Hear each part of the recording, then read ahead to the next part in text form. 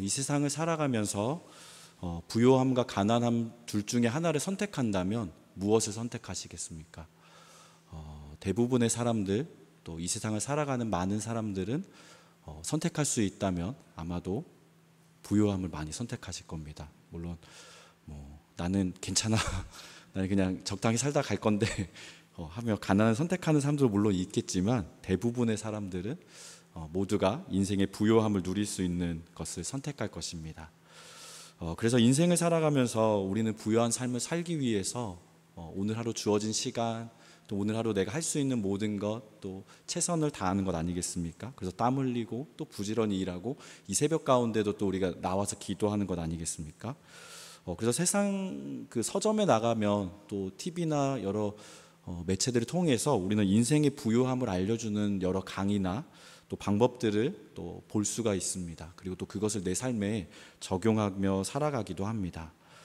이처럼 우리는 부요함을 얻기 위해서 오늘도 할 수 있는 모든 방법들을 또 동원해서 우리는 최선의 삶을 살아갑니다. 오늘의 말씀은 재산이나 또 소유의 부요함뿐만 아니라 인생과 영혼의 부요함까지 얻는 지혜로운 방법에 대해서 오늘 말씀하고 있습니다.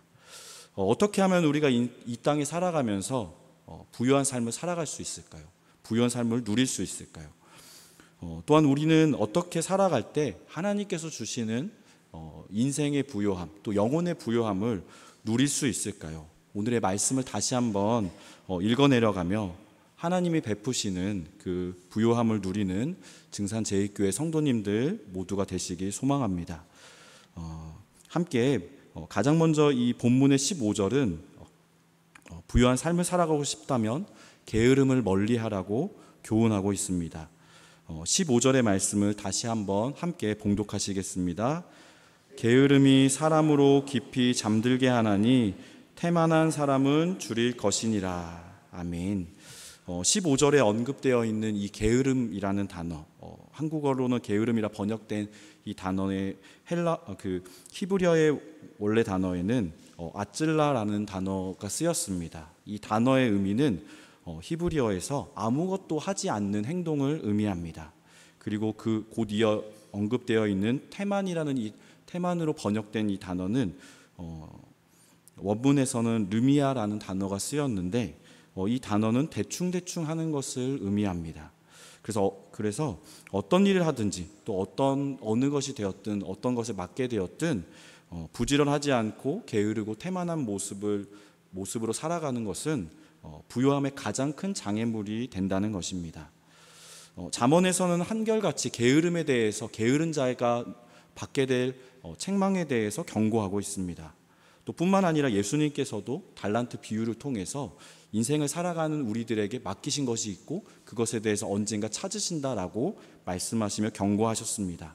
그래서 예수님께서는 그 비유 속에서 주인이 있는데 그 주인이 타국으로 갈 때에 각 사람에게 재능에 따라서 달란트를 맡기셨다 하셨습니다. 그리고 나서 나중에 찾게 되시고 그 찾을 때에 그들이 얼마만큼의 달란트를 남겼느냐가 중요한 것이 아니라 얼마만큼 최선을 다했느냐, 얼마만큼 열심히 그 주인의 맡기신 달란트를 사용했느냐에 대해서 물으신다 하셨습니다.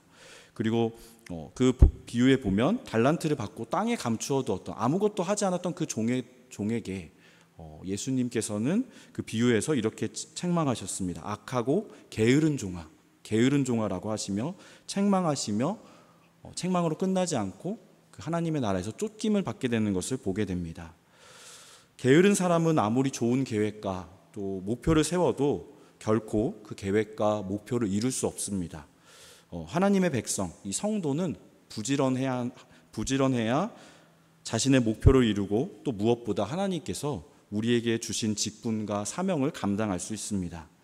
우리가 부지런해야 하나님을 위해 온전히 봉사할 수 있는 것입니다. 부지런하여 주신 직분과 또 사명을 잘 감당하여서 하나님이 주시는 부요함의 은혜를 누리시길 바랍니다.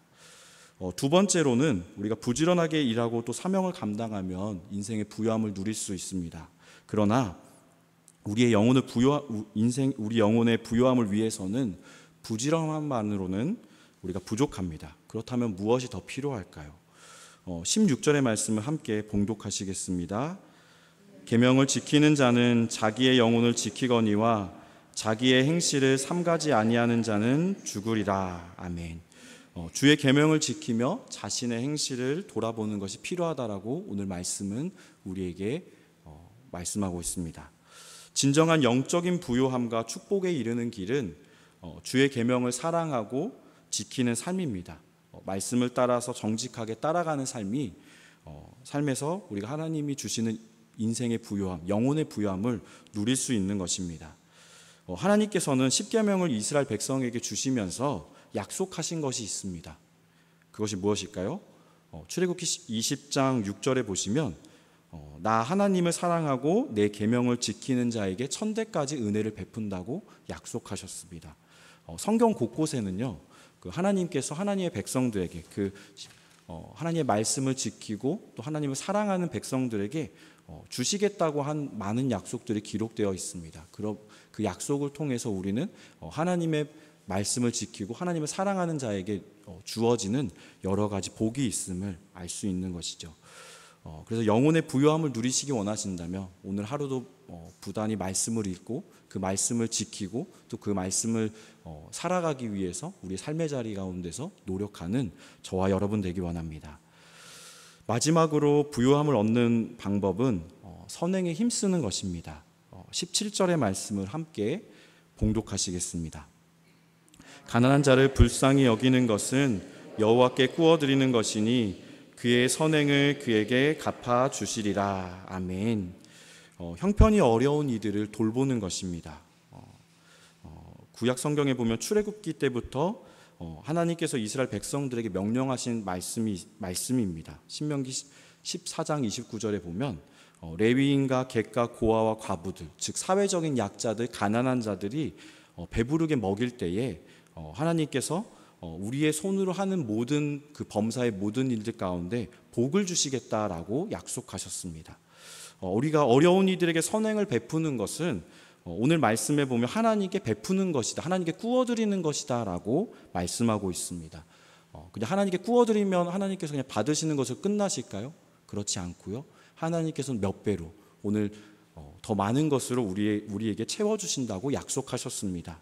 오늘 우리가 만날 사회적 약자들 또 가난한 자들 볼 때에 그들을 긍휼히 여기는 것으로만 끝나지 않고 그들을 우리가 도울 수 있는 대로 최선을 다해서 돕고 섬길 때에 우리가 그 모습이 하나님을 섬긴다는 것을 기억하고 또 우리가 만나는 오늘 약자들 또 연약한 사람들을 볼 때에 그냥 지나치지 않고 우리가 줄 것이 없다면 그들의 손을 잡고 기도할 수 있는 용기와 믿음이 있기를 소망합니다. 우리 모두가 원하는 이 부요함을 누리는 방법, 지혜로운 방법을 오늘 말씀 속에 있었습니다. 오늘 본문은 영육의 부요함을 누리기 위해서는 게으름을 피해야 된다 말씀하고 있고 부지런해야 된다고 말씀합니다. 또한 주의 계명, 또 특히 사랑의 계명들을 지키며 살아가야 된다. 그리고 그리고 선행을 베풀어야 된다라고 말씀합니다. 그때 하나님께서는 우리에게 이 땅에서의 부요함, 또 영혼의 부요함을 누리게 하신다고, 베풀어 주신다고 약속하셨습니다. 오늘 하루도 우리가 이 말씀 붙들고 말씀을 지키며 살아가는 저와 여러분 되길 소망합니다. 그리하여서 하나님께서 주시는 부요함을 모두가 누리시길 소망합니다.